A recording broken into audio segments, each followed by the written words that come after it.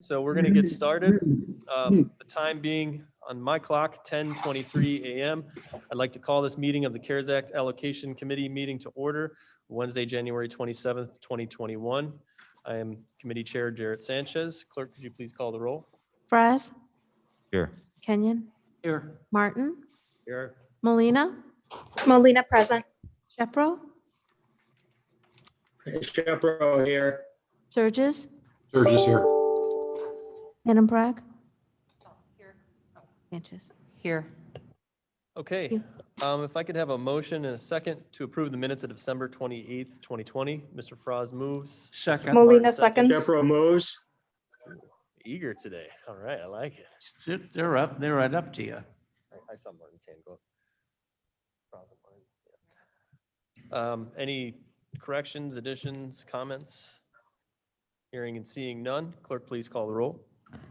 Fraz, Yes. Kenyon, Yes. Martin, Yes. Molina, Molina, yes. Shepro, Shepro, yes. Surges. Surges, yes. Thank you. Okay, is there anyone in person or online who would like to make a public comment? Seeing none, hearing none. Okay, we'll move on to our discussion items. Okay, so today is a little bit different than a lot of the previous CAC meetings. We're coming back with our state's attorney staff for a few resolutions, and we'll have some discussion on what's going on with the OCR programs, as well as future rental assistance program. We're not going to have the full update on that today, but we have some stuff to talk about. So I'm going to kind of go through this quickly. We have Carolyn Brady here in attendance. If Carolyn, you could cover the discussion item A for us. Hi. Currently, we have 25 million in the CARES fund.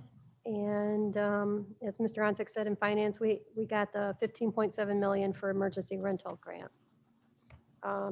Today, and that includes the expenditures I expect to do today. The auditor has them for approval, which includes 1.1 for the fire, which includes 1.1 for Huntley Fire, and another 1.5 million going out to nonprofit. I expect will go out today as soon as we get the auditor's approval. Excellent. Any questions for Ms. Brady? Thank you. Thank you. Mr. Onsick, do you have anything that you would like to share with the committee at this time? Not specifically, but I could maybe point to the report, the finance report that I included, let's see, on page,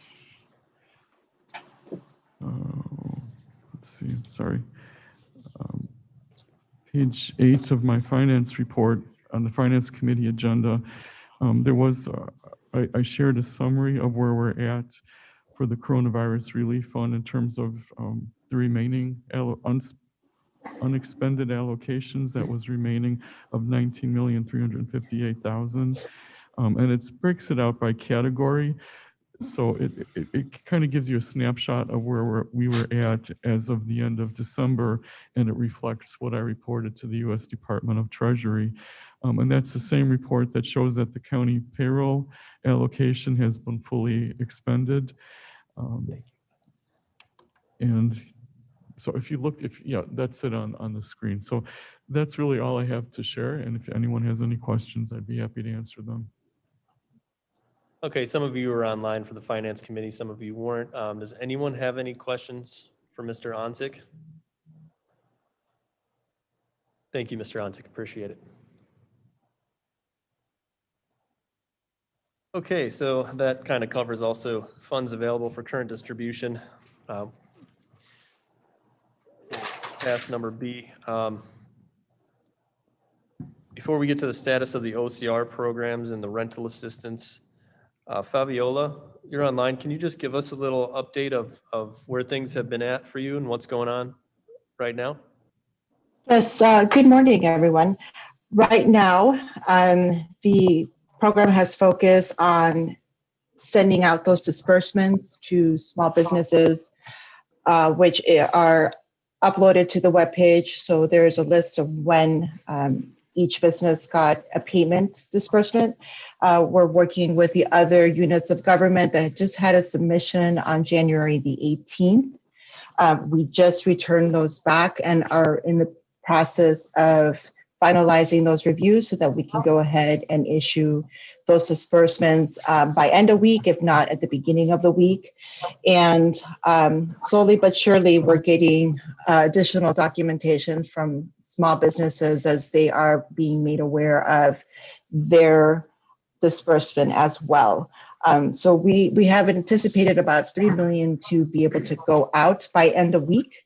And right now, there is $1,769,204.87 remaining for all of the applicant pools.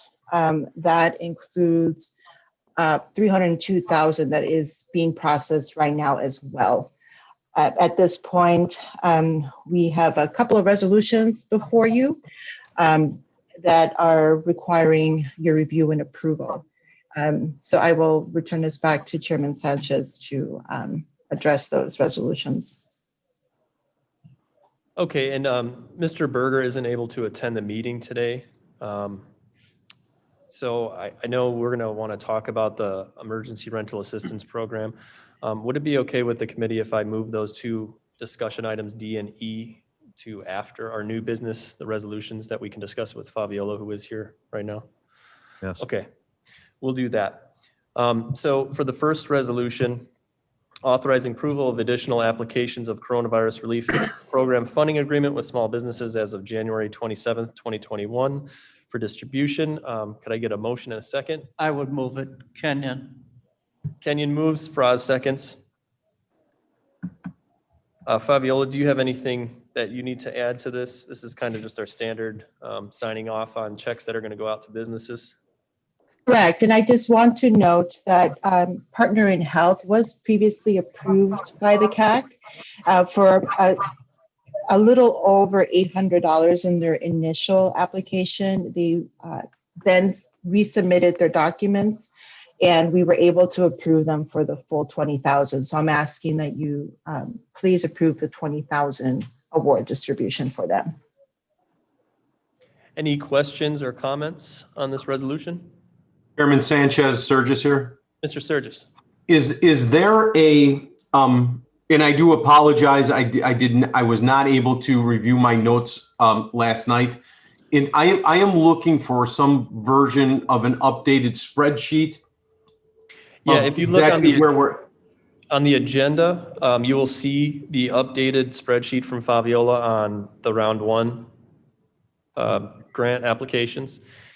And then Mr. Berger was able to get us his list just this morning. He sent that out to everyone, so we'll cover that. But if you look in the agenda for this, at the bottom, you'll see the updated spreadsheet.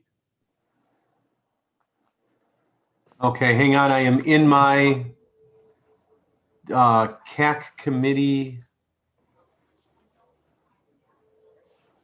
Here's Act Allocation Committee agenda packet, hang on.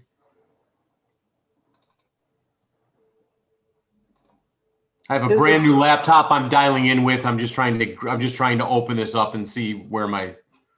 Try page 5.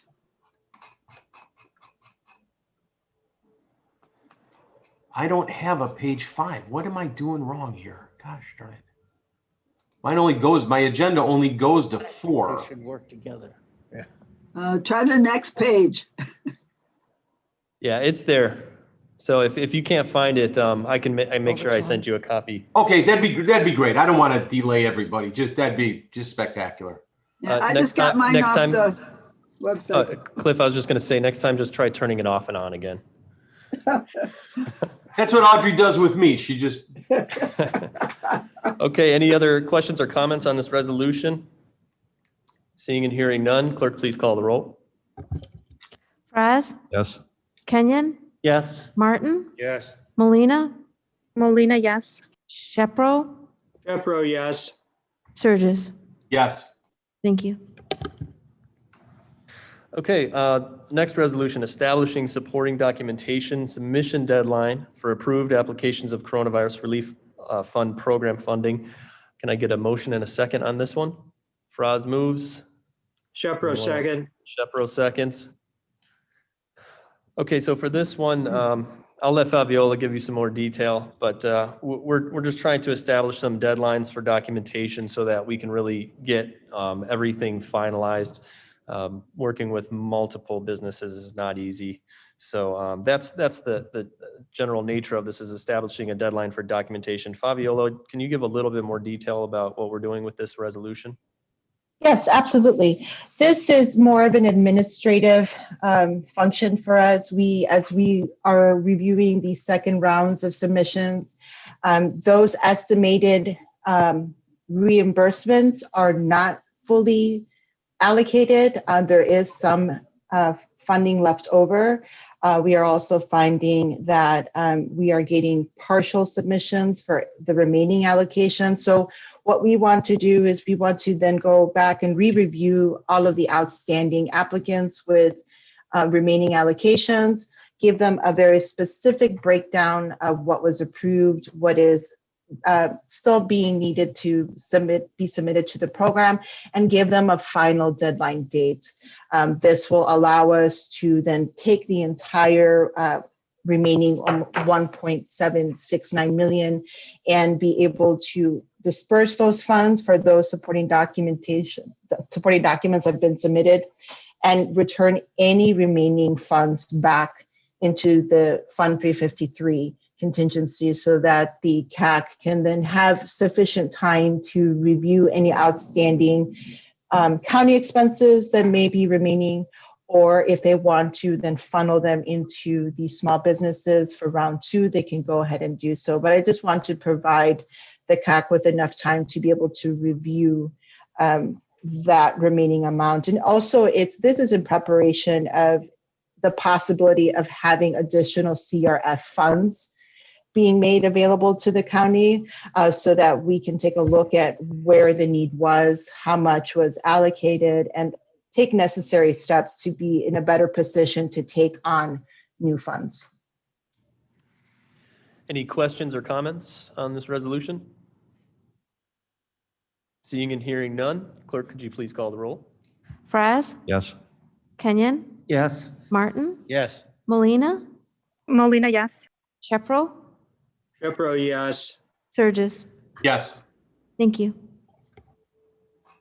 Okay, so we have a placeholder resolution that we're going to utilize today. This came up, we have a new auditor and she's being very thorough, coming at the job with fresh eyes and a new approach. So she's come up with some things that she wanted to go over, and so we're taking a look at one of our older resolutions for the smaller units of local government. So I'm just going to read the title of this resolution, ask for a second and a motion and a second, and then we'll discuss it. So this will be a resolution, an amendment resolution.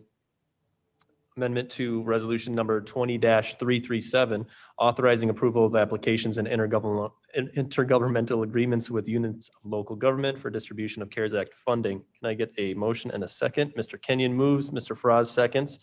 Fabiola, can you explain this for us, please? This just came up this morning, so I had only gotten briefly updated on this. Yes, as we process these disbursements, we include our resolutions for the auditor to have as part of the record. And in doing so, we've got a line for the fire protection districts, which after the October 8th CAC meeting, there was discussion as to an 83% allocation for eligible expenses. The language in the resolution reads 83% of expenses. So the change would be for the fire protection districts specifically to say 83% of their eligible expenses. And that would include the Excel sheet that has a breakdown of their eligible amount, and including the 83% CAC allocation. This will allow us to then go ahead and process any remaining fire protection districts that have any outstanding allocations to be distributed. Any questions or comments on this resolution? Shepro, so as I understand it, this is merely a correction to reflect what the intent was as distinct from how it came out in the printed resolution. Correct. Thank you. Thank you. Anyone else? Okay, clerk, could you please call the roll? Fraz, Yes. Kenyon, Yes. Martin, Yes. Molina, Molina, yes. Shepro, Shepro, yes. Surges. Surges, yes. Thank you. Okay, so that concludes our new business portion. Now we're going to go back to discussion items D and E. Mr. Berger was not able to attend today. He had another meeting, but he did send an update along.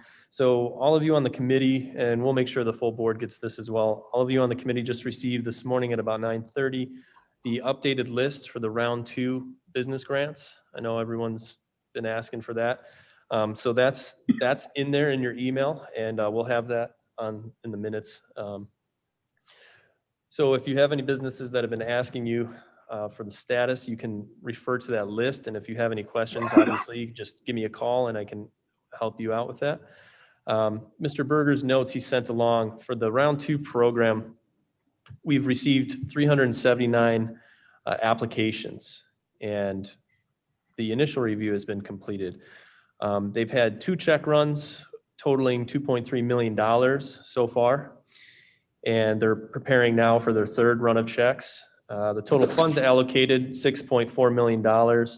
Now, if you divide that by the total amount that you can be eligible for, 25,000, that gives you approximately 257 applicants. So we know at least 257 of our applicants will receive funding. We know not all of them are going to receive the full amount, just what they're eligible for. So we do know that the top 257, assuming that they have truly eligible expenses and they'll get their paperwork in on time, they will be awarded their grant.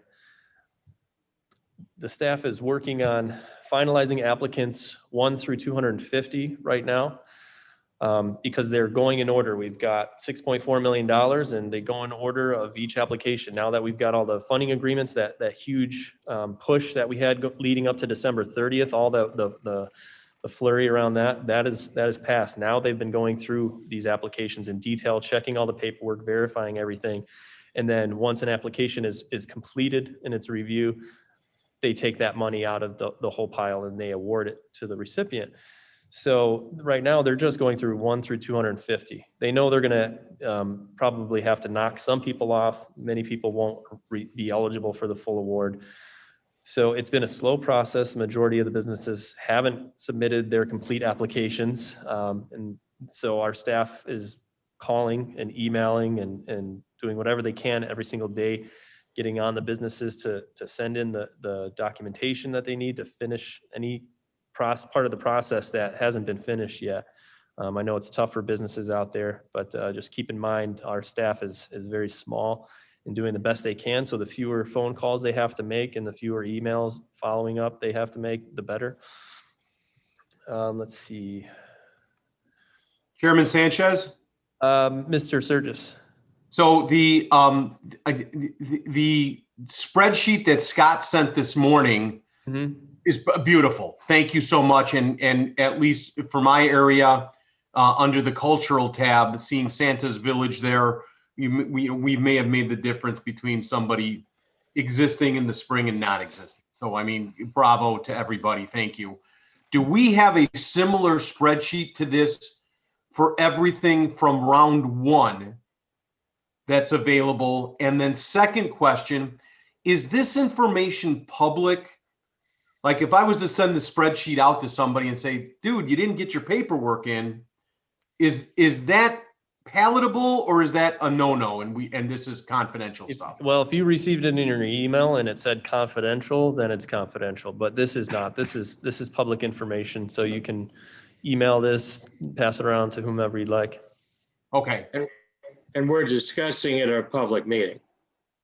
Yeah, and we don't have a similar spreadsheet for the round 1 programs because the state's attorney's office is managing all of those.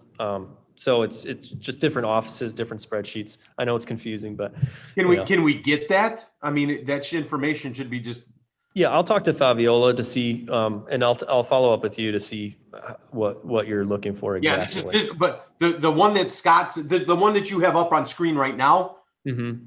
perfect. It's black and white. It's right there. There's no guessing. Okay, yeah, I'll follow up with you about this afterwards. Thanks so much. Okay, so just kind of briefly going back to Scott's report here, they know that not all the applicants will receive an award, but they're estimating between the 250 to 300 range. So looking on the list, it's a pretty good chance that up to the 300th applicant will be approved. But again, they're going through it one at a time. And they can't determine the certainty exactly when the checks are going to go out. I know everyone wants to know, hey, I'm on the list, I've been approved, but when am I going to see the money? So it's just going to take some time. Everyone has to just be as patient as they can. Jared, Cliff They're again. working. Hold on one second, Cliff. Let me just finish this up. They're working as quickly as they can. They definitely don't want to sit on this money. So just so everyone understands, I know there might be some business owners listening. They are getting through this as quickly as they possibly can. They want to help you out, and it's just unfortunate that there's the expectation that we got this money, let's just get it out right away. But the reality is very complicated. We have a lot of laws and rules to follow, things to figure out. So, but we're here. The money is on its way. And yeah, staff does take some hits. They get phone calls, angry phone calls that are difficult for some people to handle, but they're trying their best, and they're working really well. I mean, per dollar, we get a lot out of our employees in OCR. Okay, I think that's pretty much.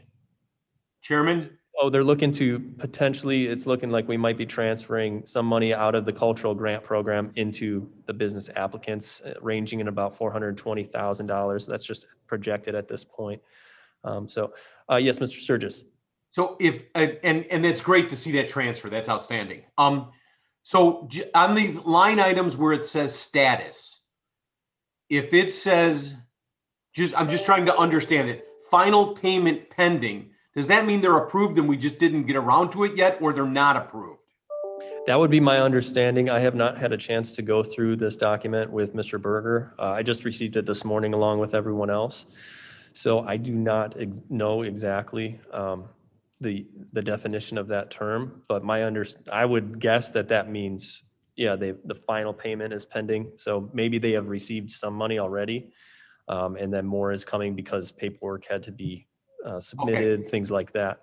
Just the ones that say follow up for missing documents are pretty straightforward, or paid in full is Yeah. straightforward, but the final payment pending is, I don't know how to interpret that a little bit. So, Yeah. okay. Thanks, man. Okay. Mr. Frost. I would also ask you to follow up on the performing arts amusement venue. I was just curious about the Arcada Theater in St. Charles. They were one of the original 3 that we built that category around. And I was just, I'd like to find out the status of that, or if not, why they were denied.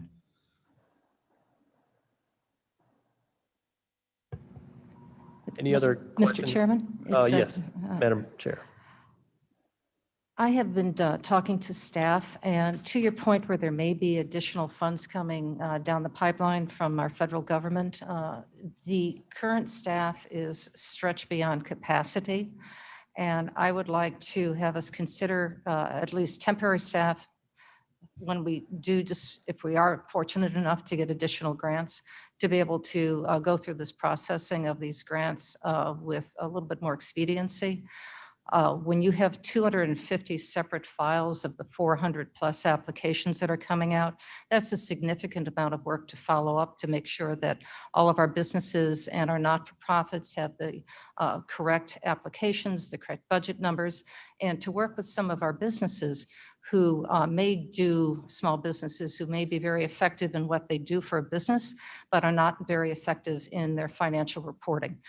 So there is a lot of instruction and teaching that has to go through, sharing with our small businesses how to fill out these reports, which takes up a lot of our staff time and causing I don't think their efficiency to work for the work of the county is as efficient if they have to work on these 450 plus applicants. And there may be significant more if there's additional money coming through.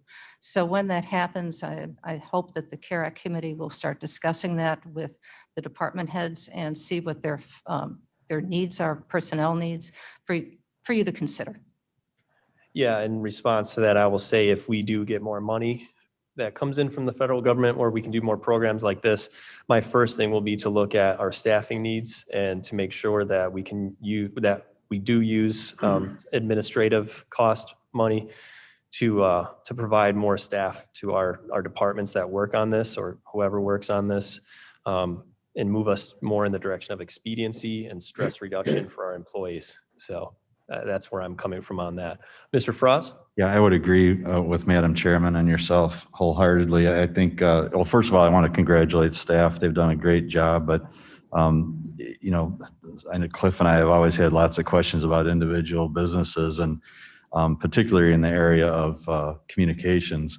I just felt that we really needed somebody that, like the lists that we got today are great, but I think if we had enough staff, we'd be able to produce those up-to-date lists for every single meeting. And I just think we've been understaffed since day one on this thing. So we were given the money to staff up, and we probably should have staffed up a little bit more than we did, but we can do that next round. Absolutely.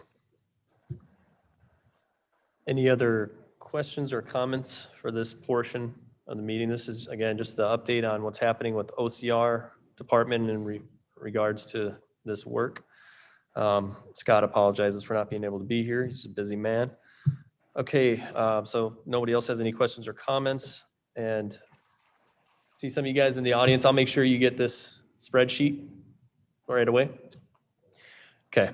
Okay, so for our next item of discussion, we have the Emergency Rental Assistance Program. I will say that I've spoken with Scott about this and where we're at. Obviously, you may recall that we have started the discussion looking into the possibility of using the state's Department of Housing to help us administer this rent relief to Kane County residents. And so where we're at in that conversation right now is the state, IDA, had come back to us and said, hey, we need a little bit of time to kind of get all of our ducks in a row, figure things out on our end, and then come to you guys all with an IGA, because we're not the only county that's looking at partnering with IDA for this rental money. We're definitely not alone in this. So right now they're just asking for a couple more weeks. It's looking like mid to late February. That's when the conversation will pick up again with the state. We're going to see where they're at on things and start developing an IGA. So that being said, that's where our main focus is at with this rental program. And when that conversation picks up again with the state, that's when we'll start meeting more regularly to get into the details of what we're going to do with this program. As far as today, I know everybody wants to talk about it, so I want to open it up for that conversation. Keep in mind, if we're going to, we have 90% of it has to go to renters. So we have 10% that will be allowable for administrative expenses. And that's where we can look at anything outside of the money going to the state. If we wanted to do something on our end, that would help, maybe even if it's just marketing and communication, helping our residents understand what the program is and how to apply for it, things like that. So I'll open it up to discussion for anyone who wants to add anything, and anyone who's in the audience here who would also like to add anything. But that's where we're at right now, just kind of waiting to hear back from the state on the status of their program and what the IGA is going to look like. Mr. Frost. When the information does come in, I think it's important that we clarify when somebody says rent that we're talking about, are we going to be talking about only residential rents, or are we going to be talking about commercial? You know, I'm just throwing that out there. It might come up. I'm assuming with the business program that would cover rents. So I guess it will depend on how the state writes it or the feds write it. My understanding is it's for people. It's for residents. That's my understanding as well, is that it's limited to residential only real estate. That is confirmed. It's only residential. Thank you. Mr. Kenyon. I wonder if we'll have a problem since the rent money goes directly to the landlord. And since we have a freeze on evictions, and if you're behind on your rent, they know they can't throw you out. Are you going to apply for this to go to your landlord? Is there a way for landlords to say that they need the rent money? Yeah, so landlords can work. They with- can work with the Yeah, they school can work with the system. state and actually helping their tenants. Some tenants, they might view this as cumbersome or just it's not going to happen kind of thing, very negative thinking. And so landlords in those instances can intervene and help them to apply. I don't think that landlords can apply on behalf of the tenants, but they can. Oh, they can. They can apply.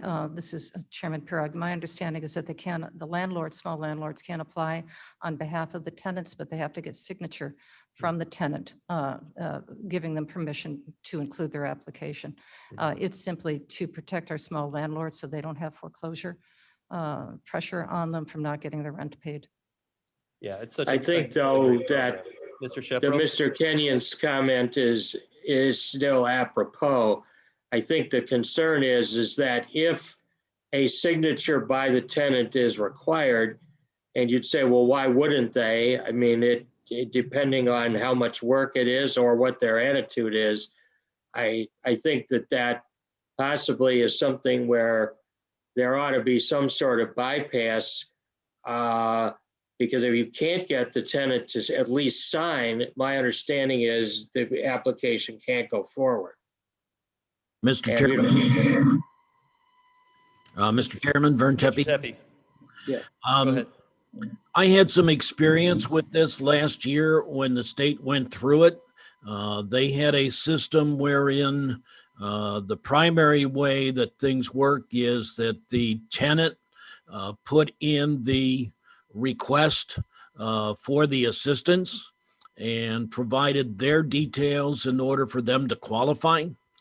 The state then contacted electronically the landlord, and the landlord had to provide additional documentation and guarantees, as well as agreeing to not evict that particular tenant. And the payments were made directly to the landlord. So that was the primary way in which it worked last year, and I'm assuming they would do it the same way. My understanding is going again, to be you very still similar have the at question. Hold on, Mr. Shepard. My understanding is going to Sorry. be very similar, but what the state is doing right now is kind of seeing how they have to reconfigure the way they administer this kind of program because the applicant pool is going to be significantly larger. So I think that's part of the weight that we're on with the state. But thank you for your comment, Mr. Tepe, and your experience. And Mr. Shepard, if I may just clarify, I'm sorry to interrupt. Madam Chair, go ahead.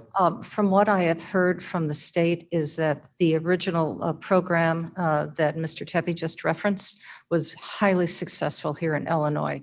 So our concern about having reluctant tenants fill out the application appropriately or give authorization is not as concerning as expressed. I believe that tenants would want to have their rent paid, especially since it's a grant program, because they know ultimately when the eviction moratorium does get suspended, that those evictions may occur.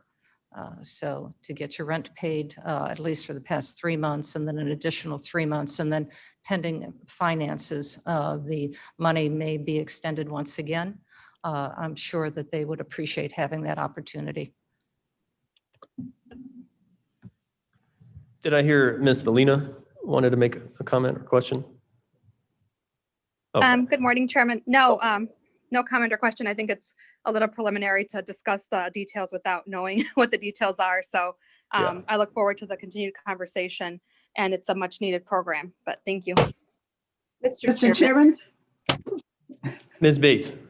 has there been an extension of the eviction moratorium? My understanding is there is, but I do not know the date in which they extended it into. Do you know, The Madam Chair? president has declared a nationwide moratorium. Yeah, Okay. Thank you. I believe it's until September. September. Okay. Was there So someone really, else it's gonna- online? Mr. Chairman, this is Michelle Neerman from the state. Ms. Neerman, go ahead. How are you? Good morning.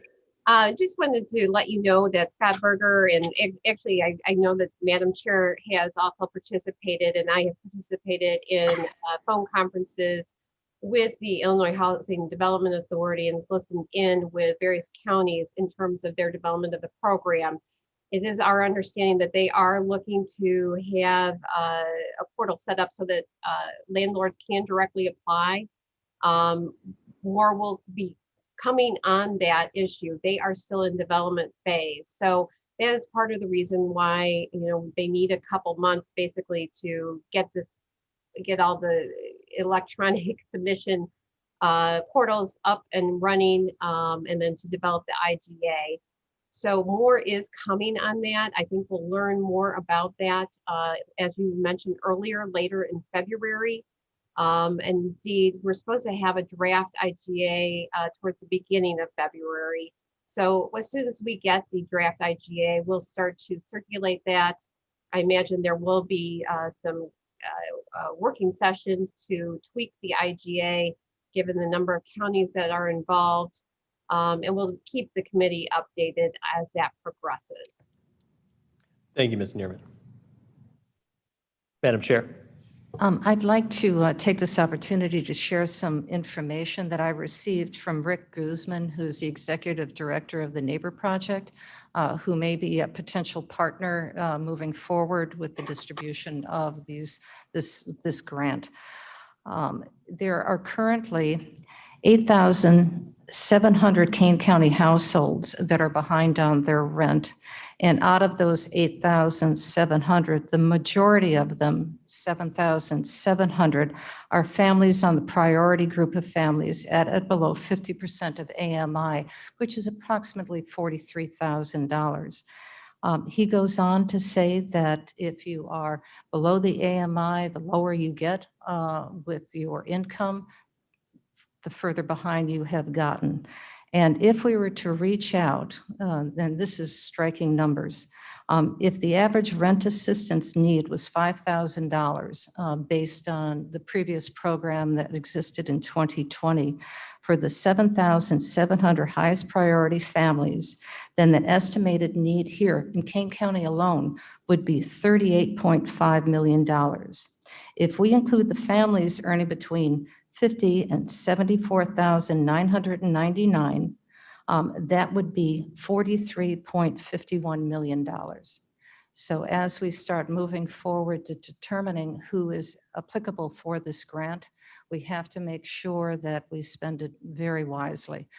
Now, there will be additional money from the state of Illinois as well to help subsidize this. Because this is $15,750,000 approximate dollars that we have is of great help. But we can assure our renters and our landlords that there will be additional money from the state of Illinois that is independent, that is for all Illinois residents. This portion of the money is something that we can work with very well to work with perhaps our most stressed individuals, but that would be up the decision of the committee. Thank you, Madam Chair. Are there any other questions or comments from anyone online? If I may, my name is Kevin Malone. I work over here at the 3rd Street Courthouse. We are currently developing an eviction relief program on the judicial side. I work for Resolution Systems Institute. We're a nonprofit that specializes in ADR systems, alternative dispute resolution. We are working with Mr. Guzman over at the Neighbor Project with Prairie State Legal Services, of course, the 16th Judicial Circuit with the presiding judges over here. And we are developing a program that hopes to capture the population where evictions get filed. So when the moratorium is lifted, filings we expect will be significant. And we intend to have a system that will first direct tenants and landlords to financial assistance so that they can get the funds made available through either the state or federal government, these funds where appropriate. Financial counseling so that we can put folks on the right track, legal aid where appropriate, and then finally mediation. Because at this moment, we think there's currently only the 15 million and the need is closer to double or maybe even triple that. We hope that some rent forgiveness through mediation, mutual agreement between the parties can be achieved. These programs have been successful in non-crisis times. We think it's going to be extra important during this crisis. We do hope to work with this committee to help fund this program.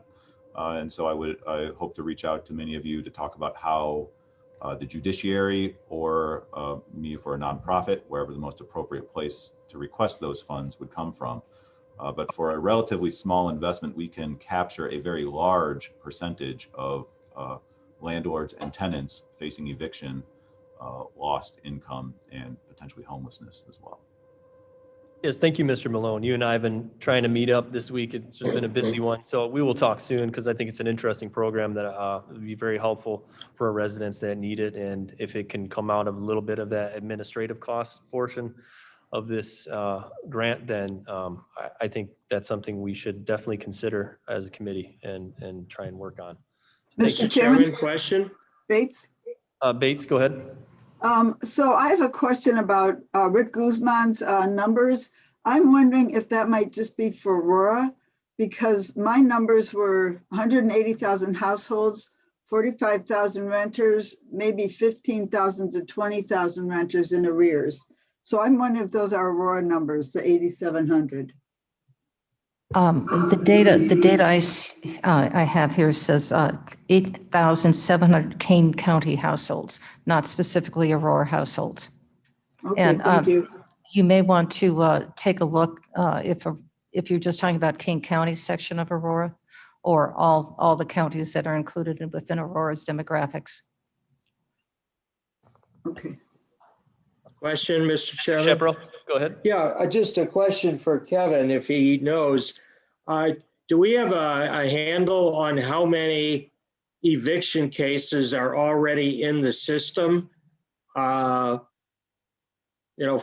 and obviously stayed pending the ultimate status of the stay order. I do not currently have that on hand. I can look into that and find out. I do know that total filings are significantly down. It appears that landlords and tenants are doing their very best. And then, of course, with the moratoria currently in place, we anticipate many are simply holding off on filing. But I'm afraid I don't have those numbers at hand. Okay, thank you. Any other questions or comments? Seeing and hearing none, I think we will conclude this portion of our meeting. So thank you everyone for contributing. Like I said, it's early on, so we'll have more to talk about this. Once the state gets back to us, we'll schedule another meeting, and hopefully leading up to that, I'll have some more information for you all. And but whatever the case may be, I think we're gonna come up with the best way to get this money out to our residents. So I'm looking forward to it. Okay, we have no need for other business. There's nothing for other business. No need for executive session. Could I please have a motion and a second to adjourn? Mr. Kenyon motions, Mr. Frost seconds. All those in favor, please say aye. Aye. Aye. Opposed, go home anyway. Thank you all for being here. They haven't We'll see you sold next them time. all.